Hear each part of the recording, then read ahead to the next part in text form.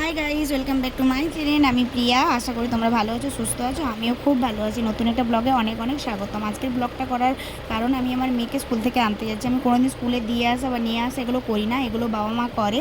চলো আমাদের মন্দিরটা দেখিয়ে দিলাম, একটু মন্দিরে প্রণাম করে নিও। কথা বলতে বলতে ওর স্কুলে চলে এলাম। স্কুলটা আমার বাড়ির একদমই সামনে।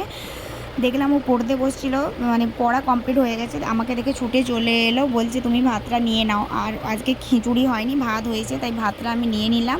নিয়ে দুজন আবার রাস্তায় বেরিয়ে পড়লাম। এবার কোলে ওঠার জন্য খুব খুব জেদ, কারণ ঠাম্মা দিতে এসেছিলো, তখন ঠাম্মার পা একটু অসুবিধা ছিল, তাই কোলে ওঠেনি। তো আমার কোলে উঠে গেল। আর আমাদের বাড়ির রাস্তাটা একবার তোমাদের দেখিয়ে দিলাম। আমি একজনের সাথে কথা বলছিলাম, মানে একটা দিদিভাই হয়, ও তার মধ্যেই ছুটে কিন্তু বাড়ির সামনে চলে এসছে। এবার নিজেকে একটু দেখিয়ে দিলাম।